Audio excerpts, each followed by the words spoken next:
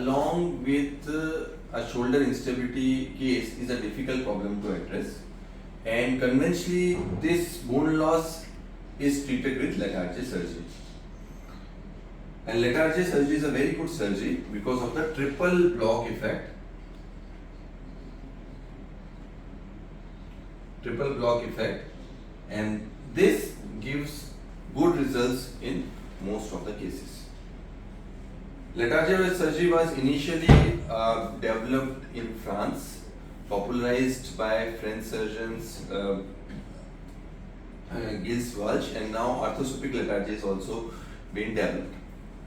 But the Latarjet surgery has some shortcomings, and so we have now changed our preferable procedure from Latarjet to a scapular spine bone block procedure, and I will give you pros and cons of both the procedures. So Latarjet surgery is a very good procedure. It has got a triple block effect, and the chances of redislocation after Latarjet surgery is very, very less. But then why do we need to search for, and why do we need to do a different procedure than Latarjet, which is a conventionally historical procedure proven, which is 1950s. So this procedure has been done since 1950s. The problem with Latarjet is that it is not a very, very predictable procedure, and if you leave away the risk of redislocation, the chances of all other complications are more with Latarjet. So the recurrence rate after Latarjet is close to 1% to 2%, which is very less, but it has got other problems because of which we are now shifting to bone block. Then with these problems we can divide into short term, immediate post-op, and long term. So if you talk about the immediate post-op, the risk of neurovascular injuries is significantly high. It is around 1 to 2%, and you can involve the axillary nerve and the musculocutaneous nerve both. That is number one. Technically, you can have graft fractures and everything which can be managed, but that is also one of the complications. The problem with Latarjet is it's a coracoid bone graft and it needs to be fixed up with screws. So the chances of, and usually the bone block is left as it is without covering of soft tissue anterior to it. So screw and bone block both in case of Latarjet gives a high incidence of post-operative arthritis. So the risk of post-operative arthritis in Latarjet patient in long term is pretty high. Also, because of fixation of the screws is not very strong, there are incidences of implant failure, screw pullouts, non-union and malunion of the graft fragment as well. So these are the conditions which are, so arthritis and bone block failures are more in case of screws. So failures with screw fixation are high when the coracoid is considered. So it's an open surgery, you need to give a bigger scar. The chances of neurovascular complications during the surgery is high. You can have intraoperative chances of complications of graft rupture, failure of the graft. The implant positioning is also difficult because in open surgery you don't have a very good view. So implant positioning is the issue, and positioning of the screws is also an issue, along with a high chances of graft resorption later on, graft failures, non-union, malunion, and high chances of post-operative osteoarthritis later on. So these are the things that have led us to move away from Latarjet and develop a new procedure, which is a scapular spine bone block or any other bone block, which you can do a iliac crest, you can do a coracoid, or you can do a recently scapular spine bone block. The advantage is, number one, the size is small. The bone block is a small size. That is a advantage because it is seen that if you do Latarjet surgery in a patient without a bone loss, then the chances of graft resorption are very high. So biomechanically it is required, or it is good that the bone block should be of that size that it recreates the normal glenoid. It does not overhang the normal blood. So it's a small, so it is good. The fixation is with a fiber tape encerclage, which is better than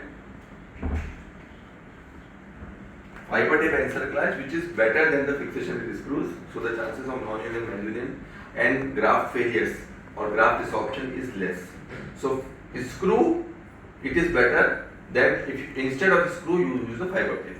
If you read about arthroscopic Latarjet, then you will see that there is a technique by Laurent Lafosse in which he uses screws, and there is a technique by Dr. Pascal Baillot which uses a fiber tape or a buttons on both the sides which are with a fiber tape in between. So the failure rates of Dr. Pascal Baillot is less as compared to this, and it's easier to learn and less learning curve. So it has been proven that if you are using a fiber tape or buttons on both sides, the fixation of graft is better as compared to fixation by using a screws. So using a fiber tape. The third advantage is intralesional graft. The graft is in the shoulder itself, so you don't have to take a consent. So if you use a bone block from the iliac crest, you need to take a consent from the patient that you are taking a graft from the iliac crest. Here you don't need to take a consent because it is an intralesional graft, you are taking it from the shoulder itself. Technically, it is a relatively easier procedure to learn as compared to an arthroscopic Latarjet. The implant positioning is more precise because you are visualizing it in arthroscopically, and when we were doing it arthroscopically, the implant position is very, very precise. The most important advantage of this procedure is, what I think, is you can do your whole Bankart and Remsky procedure as it is. So here you are not able to do your Bankarts because you have to release a lot of things. Here you can do your standard Bankart and Remsky. You can do as it is. So Bankart and Remsky procedure can be done as it is. So you do a bone block, and over and above that you can do a standard Bankart repair, you can do your standard Remsky procedure as it is, as you were doing before. So it has the advantage of Bankart, Remsky, and it is an extra advantage of the bone block. So overall, these things lead to, because you are doing a Bankart and Remsky repair, so the graft is covered with the tissue, so it becomes extra articular. So there is absolutely practically zero chances of developing osteoarthritis later on. So because there is no bone which is exposed and no screw head which is exposed, so chances of osteoarthritis is very less. So usually a very good results in the short term and the long term. The only negative part about the scapular spine is because you can see that all advantages as compared to a Latarjet or an arthroscopic Latarjet. The only negative part of scapular spine bone block is one out of the triple block, the sling effect, which is a dynamic effect, is missing. So only one shortcoming as compared to a Latarjet or an arthroscopic Latarjet, and you have at least 5 to 6 advantages as compared to a Latarjet. So this is the reason why we have moved on from the Latarjet to the bone block procedure, specifically using the scapular spine. The bone graft harvest is a very easy procedure in this thing, and you get a graft which is actually the size of your bone loss. So you recreate the normal anatomy, and the modification that we are doing is we are using a button on the anterior aspect of the graft to prevent the pull-out. So these are the advantages and these are the reasons why we have shifted from the Latarjet to the scapular spine bone block. In the short term and medium term results, the results are very good. And the rehabilitation is also similar to the rehabilitation of our Bankart and Remsky patient. We don't change the rehab when we are doing this procedure. So these are the advantages of the scapular spine bone block. We can go on the video and then we can discuss in more details. If you have any more questions, you can ask. At this point of time, the recurrence rate? Recurrence rate is almost equivalent to Latarjet, but other advantages are significant because I have seen a lot of patients operated for Latarjet from very good surgeons and developing arthritis, developing pain in the shoulder later on in the life, which is not the thing which we want. So any surgery that we perform, the success rate is not only the recurrence, but the success rate is reduction of complications and giving long-term good results, and that I'm talking about 20 years, 30 years down the line. The patient should not develop these kind of problems. So from that point of view, this is a very very safe procedure because you make it extra-articular. You put the graft, but the graft is eventually extra-articular. So it's a very very safe procedure in long run. Indications remain the same. Indications now.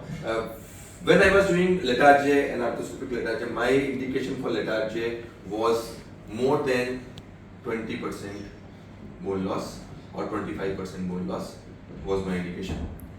Now when I am performing a scapular spine bone block, my indication is around 15%. So more than 15%, or in some special circumstances, you can do it in less than 15% also. Like if you are doing a revision case, if you are doing some patient who has got a multi-ligamentous instability, or in a patient in which you are not happy with the tissue quality inside, then you can go ahead with a relatively less bone loss also. You can go ahead with the scapular spine. And it does not vary your position. You can do it in your lateral position. The technicalities remain the same as that of your Bankert procedure. The only thing you need to add is you need to take the harvest and then you have to put the graft. So there are special instruments available for that. And now there are some good Indian made instruments also, Indian answer class systems also, which we can use. So cost also is taken care of if needed. Okay.